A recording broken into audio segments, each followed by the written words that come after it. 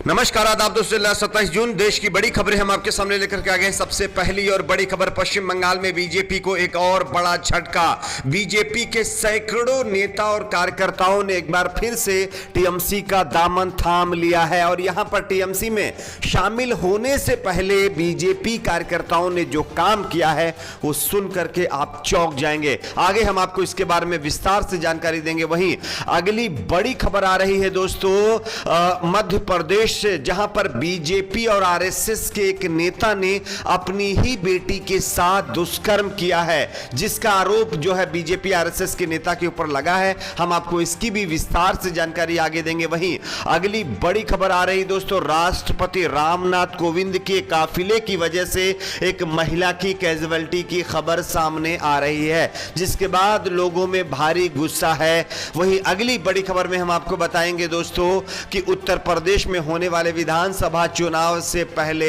BJP की सहयोगी party जो है एक और बड़ा बयान देकर के बीजेपी को मुश्किल में डाल दिया। यहां पर निषाद पार्टी की तरफ से बड़ा ऐलान कर दिया गया है। क्या ऐलान किया गया, इस पर भी जानकारी देंगे। वहीं अगली बड़ी खबर आ रही दोस्तों, लक्षद्वीप में मोदी सरकार के द्वारा प्रशासक बनाकर के भेजे गए प्रफुल्ल पटेल को कोर्ट से एक और बड़ा झटका। जिस तरह से यहां पर केरल हाई कोर्ट में बताया जा रहा है कि आयशा सुल्ताना के राजद्रोह मामले पर बड़ा फैसला सुनाया गया है, इस पर भी जानकारी देंगे। वहीं अगली बड़ी खबर आ रही है दोस्तों, कृषि कानून को लेकर के कृषि मंत्री नरेंद्र सिंह तोमर ने एक बड़ा बयान दिया है किसानों को लेकर के, इस पर भी जानकारी आगे हम आपको देंगे। वहीं अगली बड़ी खबर आ रही है दोस्तों, बंगाल में एनआरसी लागू करने की कवायद अब तेज हो गई है। इसको लेकर के सुप्रीम कोर्ट से बड़ी खबर आ रही है, इस पर भी जानकारी देंगे। वहीं अगली बड़ी खबर दोस्तों, देश के 130 करोड़ जनता को एक और बड़ा झटका है। क्या है, इस पर भी अपडेट देंगे। उससे पहले छोटी सी रिक्वेस्ट करेंगे दोस्तों, वीडियो को लाइक करके चैनल को सब्सक्राइब जरूर कर लीजिए। बात करते हैं पहली और बड़ी खबर की। जैसा कि आप सभी जानते होंगे, पश्चिम बंगाल में बीजेपी और टीएमसी आमने सामने है। ममता बनर्जी वर्सेस बीजेपी के बीच भयंकर टकराव होता हुआ दिखाई दे रहा है। लेकिन इस बीच जिस तरह से बीजेपी ने चुनाव से पहले टीएमसी को तोड़ने की कोशिश की थी, उसी तरह से अब टीएमसी बीजेपी को भी यानी कमजोर कर रही है। अब जानकारी मिल रही है कि टीएमसी में बीजेपी के 150 से ज्यादा नेता और कार्यकर्ताओं ने यानी बीजेपी को छोड़ करके टीएमसी का दामन थाम लिया। आप इस खबर को भी देख सकते हैं। मामला वीरभूम जिले का है, जहां टीएमसी के एक स्थानीय नेता ने कहा है कि जो भाजपा के लिए काम कर रहे थे वे वायरस से संक्रमित थे। उन्हें वापस लेने से पहले यह सुनिश्चित करना पड़ा कि वे संक्रमित हैं या नहीं है। वहीं भाजपा के जिला अध्यक्ष ने दावा किया है कि उनके कार्यकर्ताओं को टीएमसी में शामिल करने के लिए जबरदस्ती की गई है, लेकिन कार्यकर्ता अपनी मर्जी से बताया जा रहा है कि टीएमसी में शामिल हो गए हैं। इन कार्यकर्ताओं की जो तादाद है वो बताया जा रहा है कि लगभग 200 से ज्यादा है। 200 जो बीजेपी कार्यकर्ता टीएमसी का दामन थामने के लिए अपने आप को सैनिटाइजर से जो है सैनिटाइज किया, उसके बाद जो है टीएमसी में शामिल हुए हैं। तो ये बंगाल के अंदर टीएमसी को अच्छा फायदा, बीजेपी के लिए बड़ा झटका है। बात करते हैं अगली बड़ी खबर की। अगली बड़ी खबर आ रही है दोस्तों, बीजेपी और आरएसएस के एक नेता पर गंभीर आरोप लगा है। अपनी ही बेटी के साथ दुष्कर्म करने का आरोप लगा। आप इस खबर को देख सकते हैं। पन्ना में एक बार फिर मानवता शर्मसार हुई है। बेटी और पिता के पवित्र रिश्ते को एक कलयुगी पिता ने कलंकित कर दिया है। मामला पवई थाना अंतर्गत आने वाले ग्राम मुड़वारी का है, जहां एक पिता ने अपनी 17 वर्षीय नाबालिग बेटी के साथ हैवानियत की है। किसी तरह पीड़ित नाबालिग ने घटना की जानकारी पुलिस को दी और महज 24 घंटे में ही फरार पिता को गिरफ्तार न्यायालय में पेश किया गया है। अब जानकारी मिल रही है कि यह मामला मध्य प्रदेश का है और ये जो नेता है ये बीजेपी आरएसएस से जुड़ा हुआ बताया जा रहा है, जिसकी कुछ तस्वीरें भी हम आपको दिखा रहे हैं। इन तस्वीरों को भी देख सकते हैं और इन तस्वीरों से यह साफ पता चलता है कि नेता जो है आरएसएस और बीजेपी से ही जुड़ा हुआ है, जिसको लेकर के कांग्रेस पार्टी ने एक ट्वीट भी किया है। आप इस ट्वीट को भी देख सकते हैं।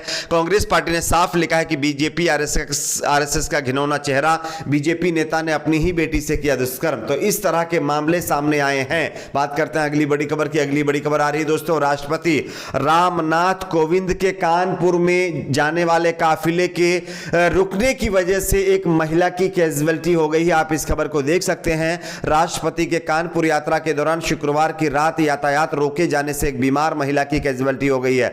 उत्तर प्रदेश पुलिस ने इसके लिए माफी भी मांगी है और 3 पुलिसकर्मियों को निलंबित भी कर दिया है। लेकिन सबसे बड़ा सवाल यह है कि जब जनता के लिए कानून है तो क्या देश के नेताओं के लिए कोई कानून नहीं है? अगर राष्ट्रपति रामनाथ कोविंद जी का काफिला रुका हुआ था तो क्या उस एम्बुलेंस को रास्ता नहीं दिया जा सकता था जिसमें एक कोविड पेशेंट काफी क्रिटिकल कंडीशन में था और राष्ट्रपति रामनाथ कोविंद के काफिले के रुकने की वजह से उस महिला की आज जो है जान चली गई, वो हमारे बीच नहीं रही है, जिसके चलते राष्ट्रपति रामनाथ कोविंद ने खेद संदेश पहुंचाया है। लेकिन क्या खेद संदेश से ही उन परिवार वालों को वो महिला वापस मिल जाएगी? ये बड़ा सवाल है। बात करते हैं अगली बड़ी खबर की। अगली बड़ी खबर आ रही है दोस्तों, उत्तर प्रदेश में होने वाले विधानसभा चुनाव से पहले निषाद पार्टी का एक और बड़ा बयान, आप इस खबर को देख सकते हैं। साल 2022 में होने वाले उत्तर प्रदेश विधानसभा चुनाव से पहले भाजपा की सहयोगी पार्टियों ने उसके लिए मुसीबत खड़ी कर दी है। हाल ही में भाजपा की सहयोगी निषाद पार्टी के नेता संजय निषाद ने आगामी विधानसभा चुनाव में खुद को उप मुख्यमंत्री उम्मीदवार घोषित करने की मांग की थी। लेकिन बीते दिनों एक इंटरव्यू के दौरान इसी मुद्दे पर संजय निषाद कैमरे के ही सामने रोने लगे और कहने लगे कि हमें ठगा गया है। यानी कि बीजेपी के ऊपर बड़ा आरोप लगाते हुए निषाद पार्टी के जो नेता हैं संजय निषाद, उन्होंने कहा है कि बीजेपी ने हमें ठगा है और आने वाले दिनों में हम बीजेपी से गठबंधन करेंगे या नहीं करेंगे, ये बहुत सोच समझ के फैसला लिया जाएगा। बात करते हैं अगली बड़ी खबर की। अगली केरल हाईकोर्ट ने लक्ष्य एक कार्यकर्ता फिल्मकार आयशा सुल्ताना को राजद्रोह के मामले में शुक्रवार को अग्रिम जमानत दे दी है।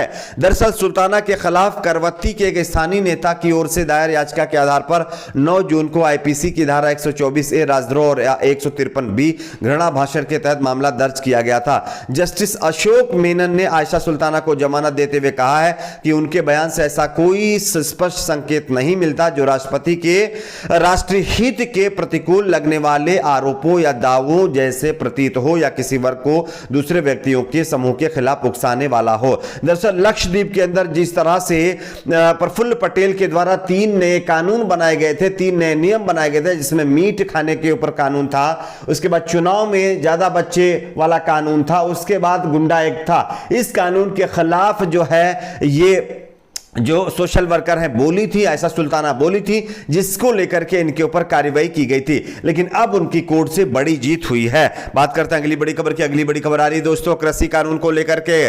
कृषि मंत्री नरेंद्र सिंह तोमर का बड़ा ऐलान, आप इस खबर को देख सकते हैं। नए कृषि कानूनों के खिलाफ किसान संगठनों का विरोध प्रदर्शन 8वें महीने में प्रवेश कर गया है। इसी बीच केंद्रीय कृषि मंत्री नरेंद्र सिंह तोमर ने शनिवार इन संगठनों से आंदोलन समाप्त करने की अपील की और कहा है कि सरकार तीनों कानूनों के प्रावधानों पर बातचीत फिर से शुरू करने को तैयार है। सरकार और किसान संघों ने बीच 11 दौर की बातचीत में सहमति नहीं बनी। आखिर बैठक 22 जनवरी को हुई थी। किसानों को 26 जनवरी को हिंसक ट्रैक्टर रैली के बाद कोई बातचीत नहीं हुई है, जिसके चलते कल किसानों ने हंगामा किया और राजभवनों के सामने अपना ज्ञापन सौंपा है। लेकिन उसके तुरंत बाद कृषि मंत्री ने बयान देकर के कहा है कि हम बातचीत करने के लिए तैयार हैं।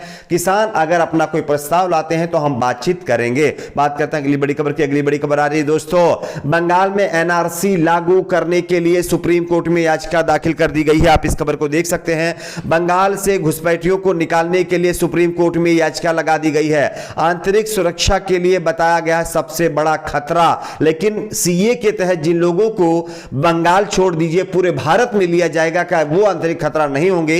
ये एक बड़ा सवाल है। अब देखना यह होगा कि सुप्रीम कोर्ट इस पर कब फैसला सुनाता है। आपकी अपनी क्या राय नीचे कमेंट बॉक्स में जरूर बताएं। वीडियो को लाइक शेयर, चैनल को सब्सक्राइब जरूर करें।